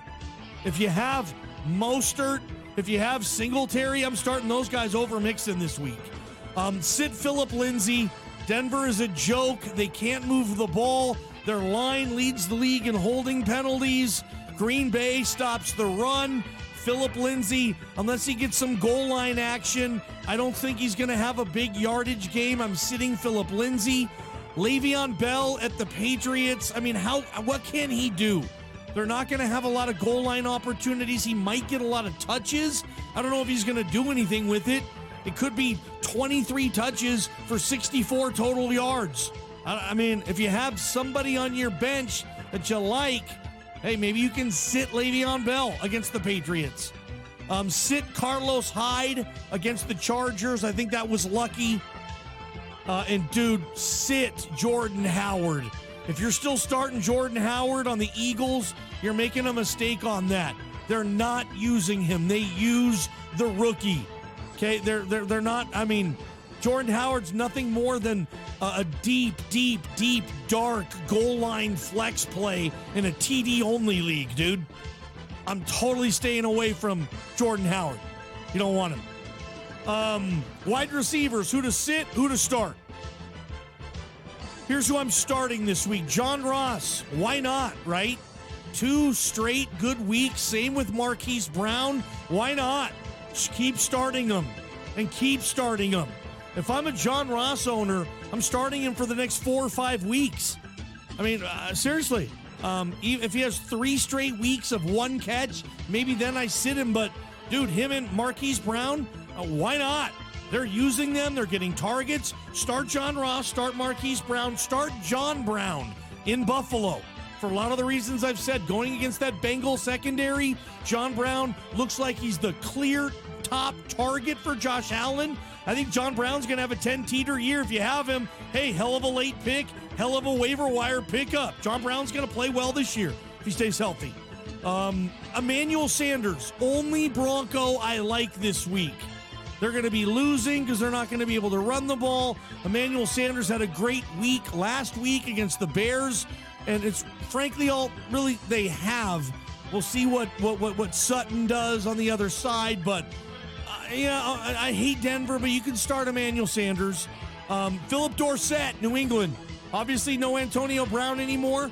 Philip Dorsett had a great week 1. Do they now go back in Philip Dorsett's direction for week 3? We'll see. I think Philip Dorsett's worth a good play there in New England. The Patriots are going to score over 30 points, and you know this. So that's 4, 5, 6 teeters. Who's going to get them all?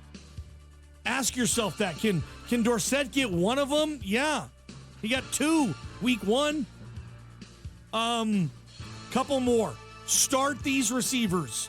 Larry Fitzgerald and Christian Kirk. Dude, Christian Kirk leads basically so far after 2 weeks. He's the league's best slot receiver. He's had, I believe, the most targets and the most receptions out of the slot. Okay, I believe that. And I don't think that was Fitzgerald. I saw that stat. It was Kirk. And the fact of the matter is, who cares if the Cardinals are going to win or they're going to lose? They're going to throw the ball 50 times, dude. And a majority of those balls are going to Larry Fitzgerald and Christian Kirk. If you have Fitz or Kirk on your team, start them. They get a ton of targets, man. Seriously. Kirk and Fitz, start them both. And McLovin. I love him. McLaurin in Washington. Looks like he's got a nice little rapport with Kirk Cousins. Jay Gruden is good at throwing the ball schematically. His offenses, his quarterbacks in the past, when he's had legit quarterback play, they've thrown the ball well. Good numbers. So I don't think there's a reason why McLovin can't have a pretty good year in D.C. with Case Keenum.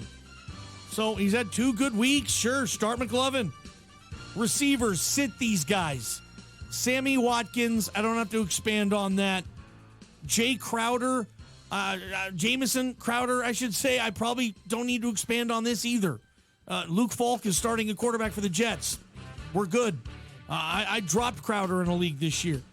All Carolina receivers scare me because Kyle Allen is starting over Cam Newton. Maybe it's better. I don't know. That's how bad Newton looked. But I'm staring away from Carolina receivers, and I'm staying away from Chicago Bear receivers, dude.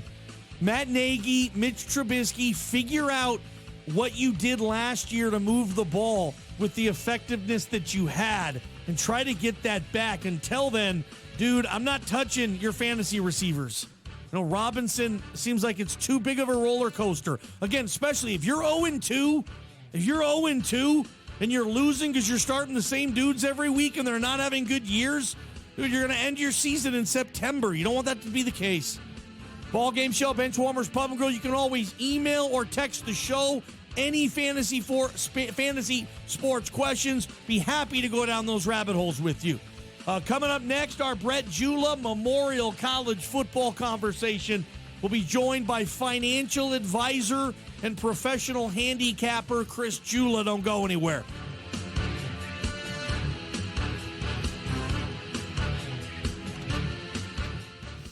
It's time now for your local weather forecast. In the Grand tonight, partly cloudy skies, low of 41 degrees. For tomorrow, mainly sunny conditions and a high near 72.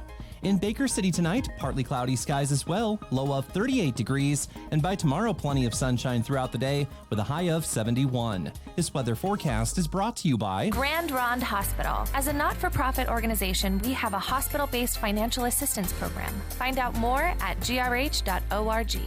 Grand Ronde Hospital. The one-day sale is back at D&B Supply this Saturday. Chock full of great deals on all the gear you need to work and play in the West. Outfit your entire family when you take 20% off all clothing, footwear, and accessories. Plus, save 10% on everything else, from pet food to grilling equipment to power tools and more. Some exclusions apply, of course. Save all day at the one-day sale. This Saturday at your favorite D&B Supply. Summer is hot, and so are the deals at Legacy Ford, like 0% financing and up to 20% off MSRP on select models. Now, don't forget Legacy offers the best service deal in town with $20 gas and $60 diesel oil changes, plus free check engine light diagnosis. Find out why Legacy Ford is a 7-time President's Exceptional Service Award winner with Hot Summer Savings event right now. Visit LegacyFord.net to schedule your appointment online or call 963-2161 today. It's time now for a community calendar update. The Baker City Farmers Market is open every Wednesday afternoon from 3 to 6:30 p.m. at the Court Avenue Plaza in downtown Baker City. Stop by each week for local produce, vegetables, live music, and more. Visit BakerCityFarmersMarket.com to follow along with what's being added each week. The Elgin Lions Club holds bingo each Wednesday evening at the Elgin Community Center. Doors open just before 6 p.m. and play starts at 6:30. Concessions will also be available. The Meals on Wheels program in Union County is in need of volunteers to deliver meals to seniors at their homes. The time investment is only about 2 hours per week. If you're interested in helping out, stop by the Community Connection of Union County office at 1504 North Albany Street in LeGrand or call 541-963-7532. This community calendar update is brought to you by Claudson Sew & Soak, Viking and Pfaff machines for beginner to expert, plus financing for any budget. Tired of that old machine? Upgrading is easy. Get started today and sew something good at Claudson's in LeGrand. Yeah. Thank you. Far too kind. Yeah. Ready? Let's go. Can I get an encore? Do you want more? Cook and roll with the Brooklyn boys. So for one last time, I need y'all to roll. Yeah. Now what the hell are you waiting for? After me, there should be no more. So for one last time, make some noise. Get him, Jay. All right, welcome back. Johnny Ballgame Show, Benchwarmers Pub and Grill again. We'll get you to Albertson Stadium in about 25 minutes. Boise State Air Force, a game you can catch right here on Super Talk Radio. Until then, let's head to the Farmers Insurance Hotline. Financial advisor, handicapper Chris Jula joining us for our weekly Brett Jula Memorial College football conversation. Chris, welcome to the show, and looking forward to talking college football week 4 with you. And speaking of Air Force, Boise State earlier, Chris, that was a big win for Air Force in Boulder last week, just outside of Denver, where you live there. I'd imagine a few folks are talking about that. That's a big win for Air Force, and that's exactly the reason why Boulder and CU never wants to play them. Yeah, big win for Air Force. A little deflating for CU coming in 2-0. Would have liked to have gotten a 3-0. And you know what? I mean, they played basically 3 rivalry games. You got CSU, Nebraska. They rekindled that. Good then point. Air Force down the road at Fort Collins. So, I mean, that could be a bit exhausting. Not making excuses for them. I think they should have gone for 2, gone for the win. But the Broncos did that the next day and lost anyway. So I don't know if that is the cure. But I just think, like Air Force, you go into overtime with them, and you know they're just going to pound it at you. I think you were better off. You got the better athletes. You get 2 yards, you win the game. If I'm 2 yards from a win and I got better athletes, I certainly would like my chances better than in overtime, I would think, especially against Air Force. Hey, UCF continues to just absolutely pound Power 5 opponents and look good doing it. It's funny, the Notre Dame quarterback isn't even their guy anymore. They play at Pitt, Heinz Field tomorrow. And this is a team that you followed a long time, Pittsburgh. And, I mean, do you expect UCF and the train to keep on moving? They come up to Pittsburgh tomorrow and absolutely smash the Panthers? Yeah, I'm not – I can't read Pitt. Every time I think they're going to win, they lay an egg. Every time I think they're going to get spanked, they play competitively. So I'm not going to predict any sort of margin of victory, but I do expect UCF to win. Pitt, they always just, to me, they seem to leave stuff on the field as far as, not necessarily wins and losses, but they don't impress me ever. UCF impresses me seemingly every week. I don't know how many times I've got to see these guys win games every single week before we say, hey, these guys can play. Yeah. Let's not worry about what conference they're in. So it's crazy. Yeah, I expect UCF to go up there and win. Certainly. Yeah. What's a worse position right now, Tennessee or UCLA? Is it a tie? I mean, geez. Jeez. That's tough. That's tough to pick. I guess if I had to say, gun to my head, proverbially speaking, I would say probably Tennessee, just because they care more, and that's a high pressure gig. They want, you know what I mean? Like that's a high pressure gig. Like whoever the next guy is, he's going to step into there, and they're going to expect to be in the playoffs because they got a new coach. So I would say that's probably the more devastating situation, just because the fan base cares more. Whereas UCLA, I know that they haven't been up to their standard in basketball, but they're always competitive there. So, and that's more what they're into. So I think it's Tennessee. Just but we're splitting hairs. I mean, if you just ask me objectively what program's in better shape, I don't know how you answer that. I really don't. They're both really bad. Chris Jula for our Brett Jula Memorial College football conversation. We talk about your Florida State Seminoles every week. You might as well put them in that conversation with those two other guys. We probably should, but at least I can say this. At least I can say this about Florida State. Aren't they still being favored in games? Are they favored this week, Chris? Yes. What the hell? 6.5. 6.5, and I don't know what to make of that, because ordinarily when a team is bad and they're favored in games and it's a traditional power, I attribute that to big fan base, big alumni base. They're going to bet money on them. I don't know a single Florida State fan or alum that is confident wagering money on the Seminoles right now. Yeah, I right. don't know where this line's coming from. That being said, they have few opportunities here, in my mind, that are like winnable games. This is one of them. Now, I don't know if they can cover a 6.5 against anybody. I don't think they should be favored. But, this is a game where, if you look at their schedule, what's winnable, you got this week, next week's NC State. Later on in the year, you got Boston College, who lost at home to Kansas. So there's some winnable games left, but this is one of only a few. So maybe, I don't know, maybe that's why the odds makers are feeling like, hey, these guys are going to be an underdog the rest of the way. Maybe we can book them as a favorite, see what happens. I don't know. But to that point, you know what? They've been ahead in the third quarter all 3 games so far this year. They can't, for whatever reason, can't close a game out. I don't know what to make of that. I don't know if it's conditioning. I don't know if it's just that they're so used to losing at this point that they're waiting for something bad to happen, and it's like a self-realizing prophecy. I don't know. But it needs to turn around, and it needs to turn around quickly. Would you say tonight, Utah at USC?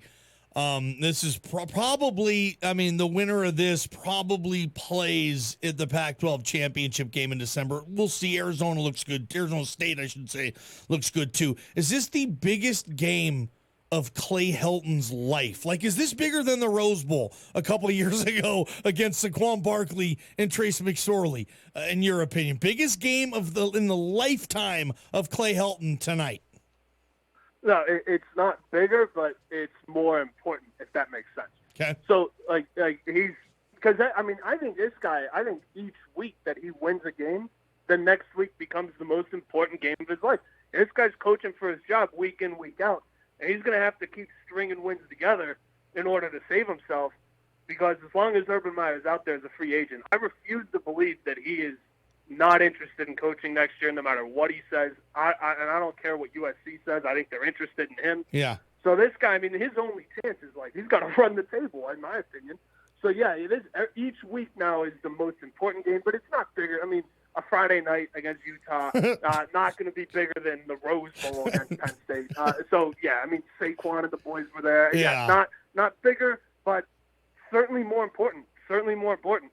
I would say that for sure. It's almost like, I mean, if you're a diehard USC fan, are you maybe thinking like addition by subtraction here? Hey, go Utah. If we do lose this thing tonight, we're one step closer to getting Urban Meyer. I mean, you were on the Urban Meyer USC thing like a year ago. I was like, oh, stop. Jula propaganda. Urban Meyer's not going to USC, Chris. And here we are. I mean, he's going to be in the building tonight. His Fox team is covering this game. We'll talk about that a little bit too. But all of a sudden, it is kind of looking like, hey, what's the best job that's open this coming or after this season? It's got to be USC. I mean, I don't think Urban Meyer doesn't want to take the Tennessee gig. He doesn't want to. No, dude. But USC is. I mean, he's Hollywood now too. He's got the Fox gig. He's hanging out with Bush and Leinart. Like, he's already recruiting, dude. Like, I don't know. It makes a lot of sense. Urban's gonna be there tonight, palling around with Matt Leinart and Reggie Bush. I mean, it's like. He might as well have the USC polo on already with some khakis going. But, he might as well. But yeah, I mean, it's incredible. I don't think he has any interest in a Tennessee job. Anyway, getting back to the question, addition by subtraction, I mean, you never like to lose. I like to speculate on, especially now, with Florida State being where they're at, who might be the guy that could turn this around. But when they kick the ball off tomorrow, I'm rooting for them. I want them to win. I'm tired of the losses. And that's, I think, if you're a fan of your team or your school or whoever it is, that's how you feel. Yeah. I don't think anyone – I mean, it's different a little bit in pro because you get rewarded with a top pick, so that's a little different. But in college, you need the wins because that's what sells recruiting. You want to just feel better about yourself. And the reality is I think they could win tonight. I mean, unless they're, in the playoffs. I'll tell you this. Clay Helton, he kept his job last year. I thought he was done. I thought I had him dead to rights. Me too. I think this year it's different just because Urban's there. He's available. I think he'd take the gig if offered. That's what changes it. So this guy is really he loses 2-3 games. Even though you kept him last year, he had a better year this year if that were to play out that way. I think you justify it to everyone, and no one's going to argue. It's like, wow, 3 losses, 4 losses, still ain't getting it done here, and Urban was available 100 times out of 100 you make that move. So I think you're not worried necessarily about tonight. Plus, Utah's really good. I think I said it before the season. I think they're going to win the South.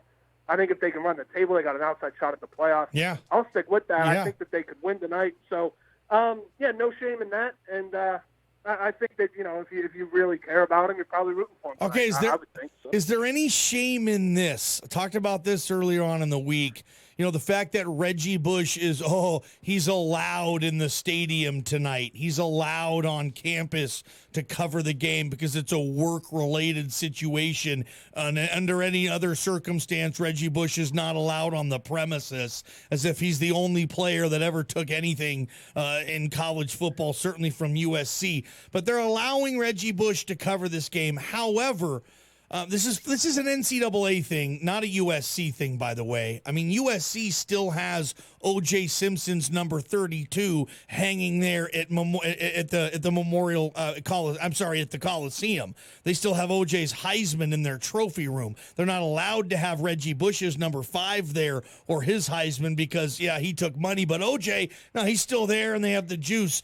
Just the hypocrisy in that. I thought maybe you'd be able to touch on that a little bit. The NCAA, no way on Reggie Bush, but OJ, no, I guess we don't care about that one. What the hell? Yeah, and you know what? I'm gonna leave 1994 kind of alone. But even more recently, where he was convicted, served time.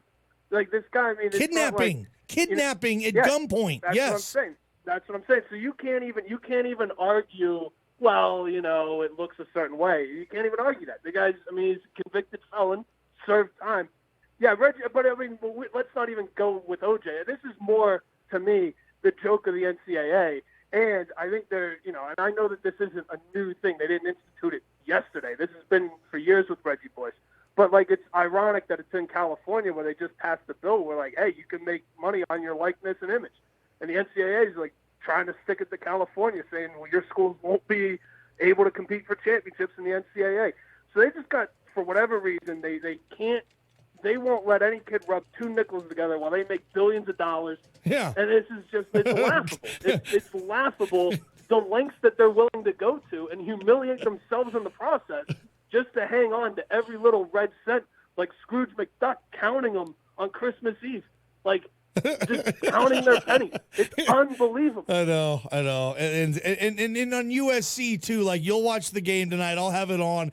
I can't, not shake my head every time I see that huge number 32 jersey sitting there in the end zone. No, that's not Marcus Allen. No, that's not Greg Bell. No, that's OJ, man. They still honor him in their stadium. Okay.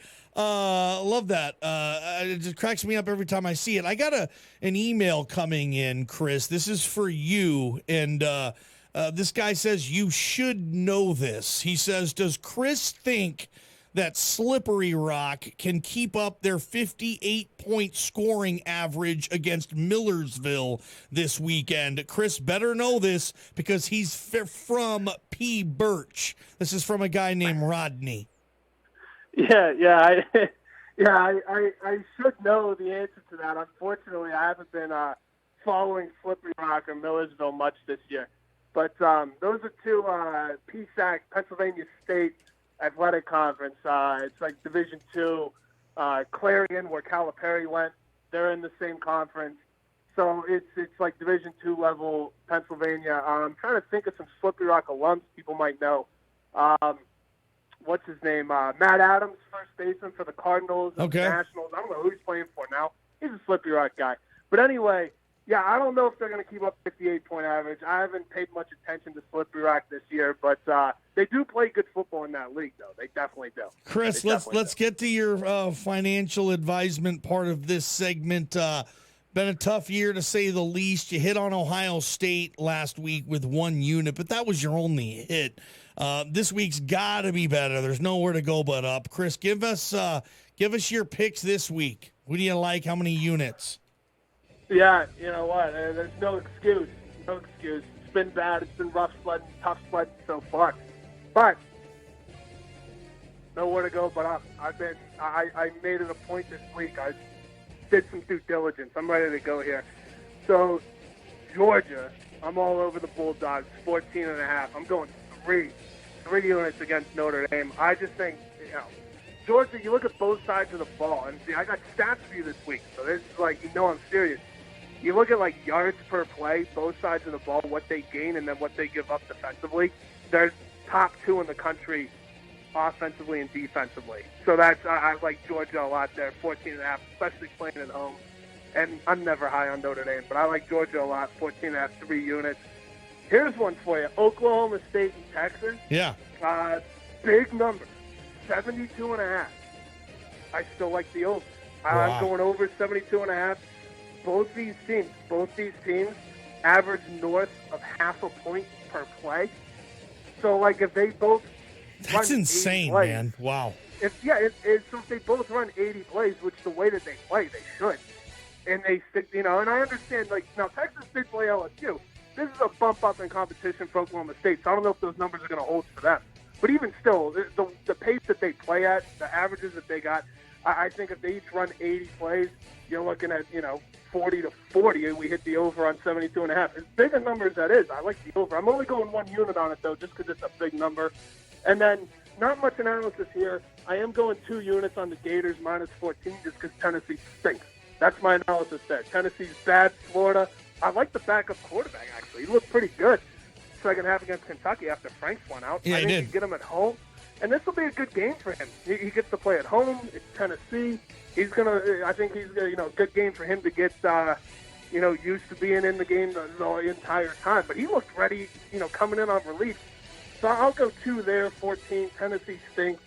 I'm not that high on Florida, but this is more to how bad Tennessee is. And, again, the backup quarterback doesn't scare me. He looked ready, and you know what? You get to play at home against Tennessee. I'll take that. Hey, you talked That's about... what I got for you this week. I appreciate it. That's Georgia minus 14.5, the over 72.5 in the OSU-Texas game, in Florida minus 14.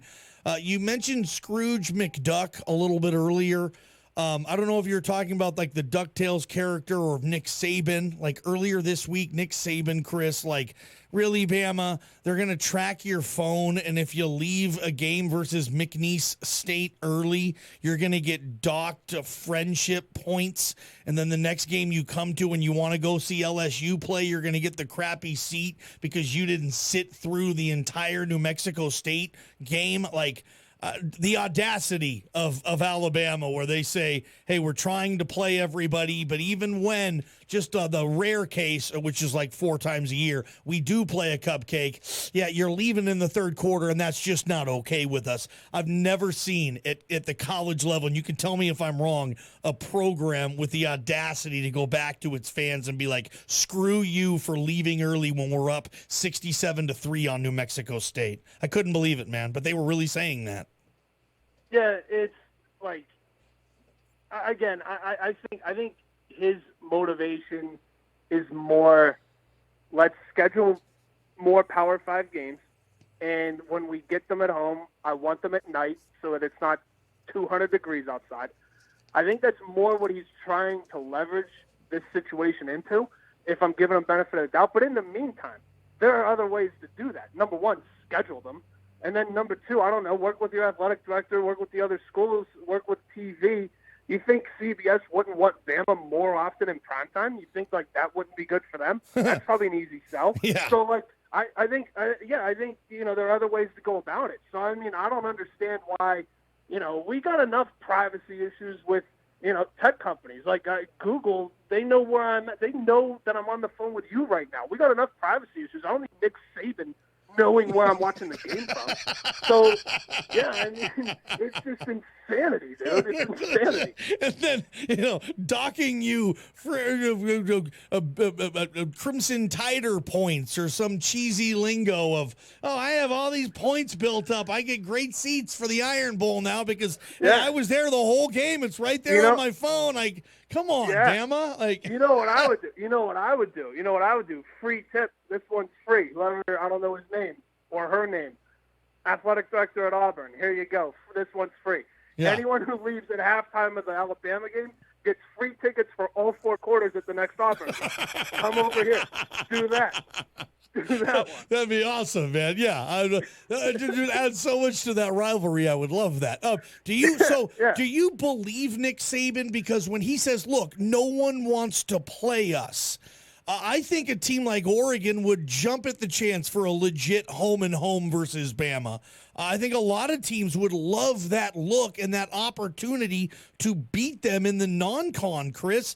Saban says no, but I think, is that Saban saying no that they don't want to just come to Bama or go to Atlanta on a one-shot deal? Like, Right. Like, no, yeah, like, I think very few people, like, they're tied in on that kickoff game in Atlanta with the ACC.